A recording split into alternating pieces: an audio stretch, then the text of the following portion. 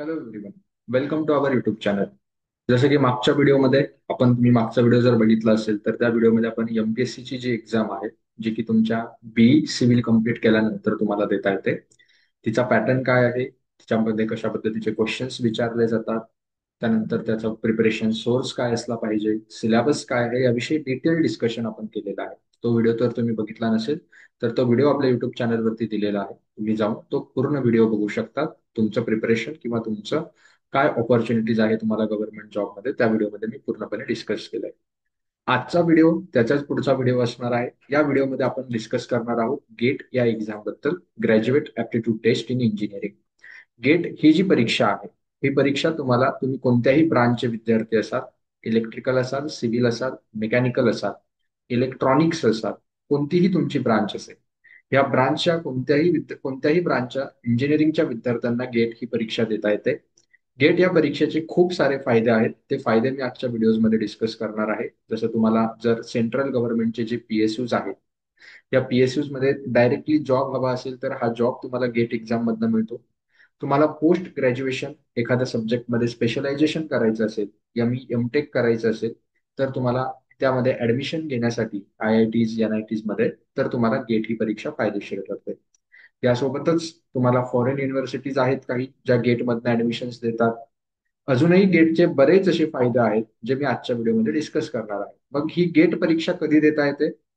Gate परीक्षा तुम्ही degree करत असताना तुम्हाला थर्ड इयर आणि लास्ट इयर, फोर्थ इयर या दोघं वर्षांना देता येते. त्यानंतर पासआउट झाल्यानंतरही तुम्हाला ही एक्झाम देता येते. बट तुम्ही थर्ड इयर आणि फोर्थ इयर दोघंही वर्षी ही एक्झाम जी आहे ती देऊ शकतात. काय आहे गेट या एक्झामचे डिटेल? गेट एक्झाम जी आहे ही एक कम्प्युटर बेस्ड टेस्ट आहे, जिचं ड्युरेशन ही 3 आवर्सचं असतं. बघा, टोटल ड्युरेशन किती असतं गेट आवर्सचं? 3 आवर्स. नंबर ऑफ सब्जेक्ट किंवा पेपर हे 27 होते, आता वाढले आहेत. नंबर ऑफ सब्जेक्ट किंवा पेपर म्हणजे कसं, civil engineering GATE exam, mechanical engineering GATE exam, electrical engineering GATE exam, असे टोटल 27 डिसिप्लिन्स आहेत जे गेट एक्झाम ही कंडक्ट करतात. म्हणजे इथे तुम्हाला कोणत्याही ब्रांचच्या विद्यार्थ्यांना हा पेपर देता येतो. त्या त्या ब्रांचच्या विद्यार्थ्यांना त्या त्या ब्रांचचे सब्जेक्ट हे असतात. सेक्शन काय असतं? प्रत्येक पेपरमध्ये जनरल ऍप्टिट्यूड असणार आहे आणि कॅन्डिडेट सिलेक्टेड सब्जेक्ट असणार आहे. म्हणजे जनरल ऍप्टिट्यूड सगळ्याच ब्रांचला कॉमन असेल. 15 मार्कसाठी जनरल ऍप्टिट्यूड असतं, म्हणजे 10 क्वेश्चन असतात आणि 15 मार्कसाठी, ते मी डिटेल डिस्कस करतोच. प्लस कॅन्डिडेट सिलेक्टेड सब्जेक्ट म्हणजे तुम्ही सिव्हिल इंजिनिअरिंग असाल तर सिव्हिल इंजिनिअरिंग सिलेक्ट करणार, तुम्ही मेकॅनिकल इंजिनियर असाल तर मेकॅनिकल इंजिनिअरिंग सिलेक्ट करणार, इलेक्ट्रिकल इंजिनियर असाल तर इलेक्ट्रिकल इंजिनिअरिंग सिलेक्ट करणार. टाइप्स ऑफ क्वेश्चन कसे असतात या गेटमध्ये? टाइप ऑफ क्वेश्चन असतात. पहिले टाइपचे क्वेश्चन असतात मल्टिपल चॉईस क्वेश्चन, म्हणजे एमसीक्यूज. एक क्वेश्चन असेल, त्या क्वेश्चनचे 4 ऑप्शन असतील, एबीसीडी. यापैकी एक ऑप्शन करेक्ट असेल, ते ऑप्शन तुम्हाला सिलेक्ट करायचं आहे. ऑप्शन चुकलं तर त्याला निगेटिव्ह मार्किंग सुद्धा असते. सेकंड सेकंड जे असतात, remaining type of multiple select question, हे नवीन आहे. म्हणजे MSQ, मल्टिपल सिलेक्ट क्वेश्चन जे असतात, हे काय असतात? एक क्वेश्चन असेल आणि ऑप्शन 4 असतील. व्यवस्थित समजून घ्या, एक क्वेश्चन आहे, त्या क्वेश्चनला 4 ऑप्शन्स आहेत. बट हे 4 ऑप्शन पैकी होऊ शकतं 2 ऑप्शन करेक्ट आहे, 2 ऑप्शन इनकरेक्ट आहे. कधी कधी असं होईल की 3 ऑप्शन करेक्ट आहे, एक ऑप्शन इनकरेक्ट आहे. कधी कधी 4ही ऑप्शन करेक्ट असतील. ठीक आहे. सो याला म्हणतात मल्टिपल सिलेक्ट क्वेश्चन्स. याचा अर्थ काय? एका क्वेश्चनचे मोर दॅन वन आन्सर असणार आहे. आणि तुम्हाला ह्या क्वेश्चनला फुल मार्क्स तेव्हाच मिळणार ज्यावेळेस तुम्ही सगळे करेक्ट ऑप्शन सिलेक्ट करणार. म्हणजे 3 ऑप्शन करेक्ट आहे, तुम्ही तिघही करेक्ट ऑप्शन सिलेक्ट केले तरच तुम्हाला त्या क्वेश्चनचे मार्क्स मिळतील. अदरवाईज ते मार्क्स मिळणार नाही. म्हणजे 3 करेक्ट आहे आणि तुम्ही 2 सिलेक्ट केले तर तुम्हाला पार्शियल मार्क्स मिळेल असं नाही. तुम्हाला त्यासाठी सगळे करेक्ट ऑप्शन्स हे सिलेक्ट करावेच लागणार आहे. ठीक आहे. सो हे झालं MSQ. त्यानंतर नेक्स्ट टाईपचे क्वेश्चन असतात NAT. कोणते? NAT. सर हे NAT क्वेश्चन्स काय असतात? याला म्हणतात न्यूमरिकल आन्सर टाईप क्वेश्चन्स. इथे तुम्हाला ऑप्शन्स नसतात, कुठल्याही प्रकारचे ऑप्शन प्रोव्हाइड केले जाणार नाही. ब्लँक स्पेस असेल आणि तुम्हाला न्यूमरिकल सॉल्व्ह करून त्या न्यूमरिकलचं जे आन्सर आहे, फॉर एक्झाम्पल ते आन्सर आलं 29.23, हे आन्सर तुम्हाला with the help of keyboard, virtual keyboard म्हणजे माऊसच्या मदतीनं तुम्हाला त्या ठिकाणी ते टाईप करायचं असतं. 29.23 म्हणजे इथे तुम्हाला ऑप्शन्स नसतात. या ठिकाणी तुम्हाला पूर्ण न्यूमरिकल सॉल्व्ह करून तुमच्या सॉल्व्हिंग वरती तुमचा कॉन्फिडन्स पाहिजे आणि त्या कॉन्फिडन्स नंतर तुम्हाला ते आन्सर तिथे द्यायचं आहे. म्हणजे असं नाहीये की तुम्हाला सॉल्व्ह केल्यानंतर तुमचा आन्सर टॅली करायला मिळेल, नाही, तुमचं कॅल्क्युलेशन वरती तुम्हाला तुमच्या स्वतःच्या सॉल्व्हिंग स्किल्स वरती तेवढा काय असला पाहिजे, कॉन्फिडन्स असला पाहिजे. तर हे एनईटी टाइप्स क्वेश्चन हे सॉल्व्ह होतात. नेक्स्ट असणार आहे question for testing this abilities. Question कोणत्या टाइपचे असतात? रिकॉल म्हणजे डायरेक्ट फॉर्म्युला बेस्ड क्वेश्चन असतील. कॉम्प्रहेन्शन म्हणजे एक पॅराग्राफ किंवा काहीतरी क्वेश्चन असेल, त्यातनं काही गोष्टी अनालाइज करायच्या आहे. ऍप्लिकेशन, फॉर्म्युलेचं ऍप्लिकेशन असेल, तुम्ही शिकलेल्या कन्सेप्टचं ऍप्लिकेशन असेल, ज्याचा यूज करून तुम्हाला क्वेश्चन्स हे सॉल्व्ह करायचे आहेत. अनालिसिस अँड सिंथेसिस, अनालिसिस करायचंय, त्याचं सिंथेसिस करायचंय आणि क्वेश्चन्स हे सॉल्व्ह करायचे. टोटल क्वेश्चन्स किती असतात सर? टोटल 10 ऍप्टिट्यूडचे, जनरल ऍप्टिट्यूडचे क्वेश्चन आणि 55 तुम्ही सिलेक्ट केलेल्या सब्जेक्टचे. सिव्हिल इंजिनिअरिंगचे विद्यार्थी असाल तर सिव्हिल इंजिनिअरिंगचे, आणि जर तुम्ही मेकॅनिकल इंजिनिअरिंग म्हणजे रिस्पेक्टिव्ह ब्रांचनुसार ते 55 क्वेश्चन्स असतील. असे टोटल 65 क्वेश्चन्स 100 मार्क्ससाठी असतात. क्वेश्चन हे 65 असणार आहेत आणि 100 मार्क्ससाठी असणार आहे. म्हणून काही क्वेश्चन हे 1 मार्कचे असतात, तर काही क्वेश्चन हे 2 मार्कचे असतात. जनरल ऍप्टिट्यूडच्या 10 क्वेश्चनला 15 मार्क असतात आणि उरलेले मार्क 85 हे तुमच्या उरलेल्या 55 क्वेश्चन्सला असतात तुमच्या सब्जेक्टच्या. ही झाली मार्किंग स्कीम. इथे निगेटिव्ह मार्किंग सुद्धा असते, हे मेन्शन केलेलं नाहीये, बट लक्षात ठेवा निगेटिव्ह मार्किंग जी असते ती फक्त एमसीक्यू क्वेश्चन्सला असते. एमएसक्यू म्हणजे मल्टिपल सिलेक्ट क्वेश्चन आणि एनएटी क्वेश्चन्स यांना निगेटिव्ह मार्किंग नसते. निगेटिव्ह मार्किंग ही 1/3 असते, म्हणजे 1 मार्कचा क्वेश्चन चुकला तर 0.33 मार्क वजा होतात आणि 2 मार्कचा क्वेश्चन चुकला तर 0.66 इतके मार्क वजा होतात. एमसीक्यू क्वेश्चन साठी ही महत्वाची बाब आहे. एमएसक्यू आणि एनएटी क्वेश्चन साठी निगेटिव्ह मार्किंग नसते. हे क्वेश्चन चुकले तरी तुमचा स्कोर हा डिक्रीज होत नाही किंवा स्कोर हा कमी केला जात नाही. हे झालं तुमचं गेटच्या पेपर बद्दल डिटेल्ड अनालिसिस.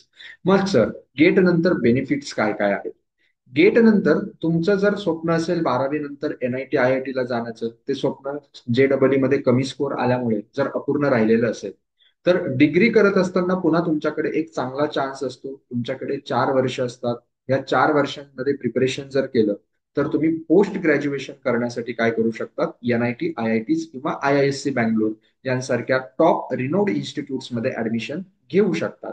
मग तुम्ही कम्प्युटर सायन्सचे विद्यार्थी असाल आणि तुम्ही जर पोस्ट ग्रॅज्युएशन जर केलं तर पोस्ट ग्रॅज्युएशन नंतर हाय हाय चान्सेस असतात की तुम्हाला बेटर पॅकेजेस मिळतील दॅन युअर टियर 2 और टियर 3 कॉलेजेस. कारण इथे ज्या कंपनीज येणार आहेत या कंपनीज चांगल्या येणार आहेत. का एमटेक आयआयटी एनआयटी मधनं करण्यावरती मी फोकस देतो? कारण ज्यावेळेस तुम्ही स्पेशलायझेशन करतात आणि आयआयटी एनआयटीज मध्ये ज्या येणाऱ्या कंपन्या आहेत, या कंपन्या जरा गुगल, मायक्रोसॉफ्ट, अमेझॉन, फ्लिपकार्ट या लेवलच्या असणार आहे कम्प्युटर सायन्सच्या विद्यार्थ्यांसाठी. एवढंच नव्हे, सिव्हिलसाठी तुम्ही बघितलं L&T वगैरे वगैरे, शहापूरजी, पालनजी, ह्या चांगल्या कंपन्या इथे येतात, आयआयटीज एनआयटीज मध्ये येतात. म्हणून तुम्हाला पोस्ट ग्रॅज्युएशनसाठी मात्र आयआयटी एनआयटी मध्ये गेला जर तुमचं टार्गेट प्रायव्हेट जॉब असेल तर पोस्ट ग्रॅज्युएशन करणं हे खूप जास्त गरजेचं आहे आजच्या काळामध्ये. तुम्ही पोस्ट ग्रॅज्युएशनने एखाद्या गोष्टीमध्ये स्पेशलायझेशन मिळवतात, त्या तुलनेने तुमचं पॅकेज देखील तेवढं तुम्हाला वाढवा मिळतं. म्हणून पोस्ट ग्रॅज्युएशन करायचं असेल एमटेक आणि एमई, तर जी एंट्रान्स एक्झाम आहे ती आहे गेट एक्झाम. या गेटच्या स्कोरच्या बेसिसवरतीच तुमचा कट ऑफ लागतो, तिथून तुम्हाला आयआयटीज एनआयटीज या मिळतात. हे करत असताना महत्वाची गोष्ट, तुम्हाला 2 वर्ष प्रत्येक महिन्याला 12,400 रुपये स्टायपेंड देखील मिळते. म्हणजे बघा, तुम्हाला खर्चाचं टेन्शन नाहीये की सर डिग्रीसाठीच खूप खर्च झाला, आता गेटसाठी पुन्हा खर्च करण्यासाठी अफोर्डेबल नाहीये, घरचे तेवढं देत नाहीये. तर तुम्ही काय करू शकता? तुम्ही गेट क्वालिफाय करा. गेट क्वालिफाय केलं की तुम्हाला दर महिन्याला 12,400 रुपये इतकी स्टायपंड सुद्धा मिळते. गेट क्वालिफाय झाले तर. रिसर्च इन्स्टिट्यूट्स आहेत इंडियामध्ये, सीएसआयआर लॅबोरेटरीज आहे सेंट्रल गव्हर्नमेंटच्या, सीएसआयआर स्पॉन्सर्ड प्रोजेक्ट असतात. या ठिकाणी तुम्ही ज्युनियर रिसर्च फेलोशिप म्हणून काय करू शकता? अप्लाय करू शकता आणि तुम्ही तिथे काम करू शकता as a junior research scientist. या ठिकाणी तुम्हाला फेलोशिप 31,000 ते 35,000 रुपये पर महिने पगार म्हणजे फेलोशिप मिळते आणि तुम्हाला तिथे बऱ्याचशा गोष्टी शिकायलाही मिळतात आणि कालांतराने म्हणजे 2 वर्षानंतर 3 वर्षानंतर तुम्हाला त्याच ठिकाणी परमनंट जॉब देखील मिळतो. हा एक खूप चांगला ऍडव्हान्टेज आहे, बऱ्यापैकी मुलांना माहिती नसतो. नागपूरला एक सीएसआयआर आहे, तुम्ही तिथे अप्लाय करू शकता गेट एक्झाम नंतर. त्यानंतर जसं एमएस करण्यासाठी वेगवेगळ्या एक्झाम रिक्वायर्ड असतात, तसंच ह्या ज्या 4 युनिव्हर्सिटीज आहेत, ह्या 4 युनिव्हर्सिटीज गेटच्या बेसिसवरती तुमचं सिलेक्शन करतात एमएस साठी. National institute of university of Singapore, NUS, NTU Singapore, त्यानंतर technical university of Germany, RWTH university जी आहे, ह्या चार ज्या युनिव्हर्सिटीज आहेत ह्या MS चा प्रोग्राम ऑफर करतात on the basis of your GATE score. म्हणून तुमचं जर स्वप्न असेल की मला फॉरेनला जाऊन शिकायचं आहे, चांगल्या युनिव्हर्सिटीज आहेत या ज्या गेट स्कोर वरती तुमचं सिलेक्शन करून घेतात आणि गेटच्या बेसिसवरती सिलेक्शन झाल्यामुळे तुम्हाला तिथे स्कॉलरशिप सुद्धा मिळते. त्यानंतर गेट, सर मग गेट फक्त ऍडमिशन आणि फर्दर एज्युकेशन साठीच आहे का? Not at all.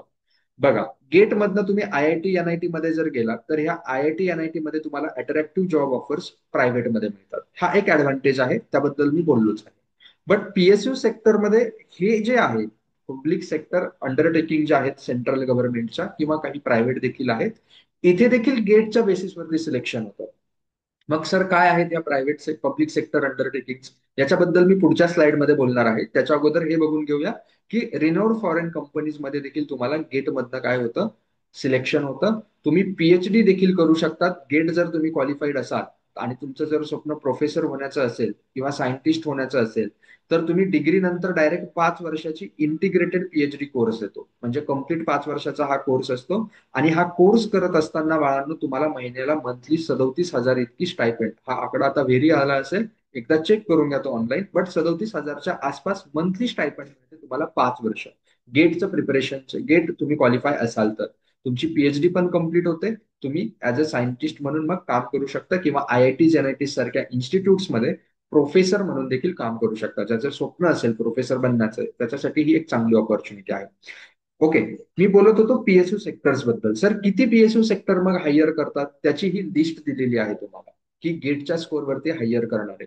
IOCL आहे, पॉवर ग्रीड आहे. मी इम्पॉर्टंट सांगतो. IOCL, पॉवर ग्रीड, DRDO सगळ्यांनी ऐकलं असेल, बरोबर, जे की एक ड्रीम इन्स्टिट्यूट आहे. ही परमनंट गव्हर्नमेंट जॉब असतो तुमचा DRDO मध्ये. DRDO गेटच्या बेसिसवरती सिलेक्शन करतं. NPCIL आहे, NHPC सगळ्यांनी ऐकलेलं असेल. Airport authority of India, airport authority इंडियामध्ये सुद्धा खूप चांगला जॉब तुम्हाला ज्युनियर एक्झिक्युटिव्हचा मिळतो गेटमधनं. माझी स्वतःची गेटमध्ये ज्यावेळेस 39 रँक आली होती ऑल इंडिया, त्यावेळेस माझं सिलेक्शन जवळपास सगळ्याच, तुम्ही अंडर 100 आला म्हणजे सगळे PSU तुमच्यासाठी ओपन असतात. माझं एअरपोर्ट ऑथॉरिटी ऑफ इंडियामध्ये सिलेक्शन झालेलं आहे. IOCL मधनं मला कॉल आलेला होता. त्यानंतर NHAI जे आहे हे NHAI गेटमधनं रिक्रूट करतं. ब्युरो ऑफ इंडियन स्टँडर्ड गेटमधनं रिक्रूट करतं. त्यानंतर Bhabha atomic research centre. Bhabha atomic research centre, बऱ्याच जणांचं स्वप्न असतं सायंटिस्ट बनण्याचं, देशासाठी काहीतरी करण्याचं. तर ह्या भाभा ॲटॉमिक रिसर्च सेंटरमध्ये सुद्धा बाळांनो तुम्हाला गेटमधनं सिलेक्शन मिळतं. भाभा ॲटॉमिक रिसर्च सेंटर वाले स्वतःची एक्झाम देखील कंडक्ट करतात. त्याला OCES आणि DGFS या 2 एक्झाम असतात, त्या ते कंडक्ट करतात. But they are not compulsory. तुमचा जर गेट स्कोर चांगला असेल तर तुम्ही त्या गेट स्कोरच्या बेसिसवरती देखील भाभा ॲटॉमिक रिसर्च सेंटरमध्ये अप्लाय करू शकतात. बघा, HPCL आहे. त्यानंतर हे बरेचसे काय आहेत, PSUज आहेत. मी त्यापैकी इम्पॉर्टंट हायलाइट करतो. HAL आहे. त्यानंतर तुमचं हे इकडे राईट्स म्हणून होतं बघा, रेल्वेचं, रेल्वे देखील आहे. त्यानंतर तुमचं बरेचसे ज्या PSUज आहेत हे PSUज ह्या गेटमधनं हायर करतात. आणि म्हणून गेटमधून तुम्हाला खूप साऱ्या ऑपॉर्च्युनिटीज ह्या ओपन आहेत, इरिस्पेक्टिव्ह ऑफ युअर ब्रांच. तुम्ही मेकॅनिकल असाल, सिव्हिल असाल, इलेक्ट्रिकल असाल, कम्प्युटर सायन्स असाल, कोणतीही तुमची ब्रांच असेल, technical core branch, CS branch, AI वगैरे, हे देखील विद्यार्थी CS वाले पोस्ट ग्रॅज्युएशन करून चांगले पॅकेजेस हे गेटमधून मिळवू शकतात. सो गेट एक्झाम तुम्ही जर second year, third year, last इयरला असाल आणि तुमचं स्वप्न असेल गव्हर्नमेंट, सेंट्रल गव्हर्नमेंटचा जॉब करण्याचं, महाराष्ट्र स्टेटमध्ये नाही, सेंट्रल गव्हर्नमेंट जॉब करण्याचं किंवा चांगल्या IITs NITs मध्ये पोस्ट ग्रॅज्युएशन करण्याचं, जर तुम्ही कम्प्युटर सायन्सचे विद्यार्थी असाल, तुम्ही सिव्हिलचे विद्यार्थी असाल तर तुमच्यासाठी ही एक खूप चांगली ऑपॉर्च्युनिटी आहे. त्यामुळे गेट एक्झामचं प्रिपरेशन हे प्रत्येकाने, जो कोणी सिव्हिल इंजिनिअरिंगचा विद्यार्थी आहे त्याने गेटचं प्रिपरेशन हे केलंच पाहिजे. तुम्ही भलेही स्टेटसाठी प्रिपेअर करत असाल, तुम्ही जर एकदा गेटचं प्रिपरेशन केलं तर ऑटोमॅटिकली तुमचं स्टेट लेवलचं प्रिपरेशन देखील कम्प्लीट होतं. मी स्वतः गेटचं प्रिपरेशन केलं. गेटमध्ये माझी रँक 39 आली. त्याच्या बेसिसवरती मी जेवढ्या पण बाकीच्या एक्झाम्स होत्या टेक्निकल रिलेटेड त्या सगळ्या एक्झाम क्रॅक करत गेलो. सो हे जे होतं या व्हिडिओमध्ये मला तुम्हाला गेट बद्दल माहिती सांगायची होती, ती तुम्हाला दिली. तुम्हाला जर अजून काही हवं असेल डिटेलमध्ये की सर फ्री सोर्सेस याचे सोर्सेस कोणते आहेत त्यावरती आपण एक सेपरेट व्हिडिओ बनवूया, तसं मला कमेंटमध्ये प्रत्येकाने कळवा. आजच्या व्हिडिओमध्ये एवढंच. हा व्हिडिओ जास्तीत जास्त इंजिनिअरिंग करणाऱ्या विद्यार्थ्यांसोबत शेअर करा. चॅनलला आपल्या सबस्क्राईब करा, व्हिडिओला लाईक करा. Thank you so much.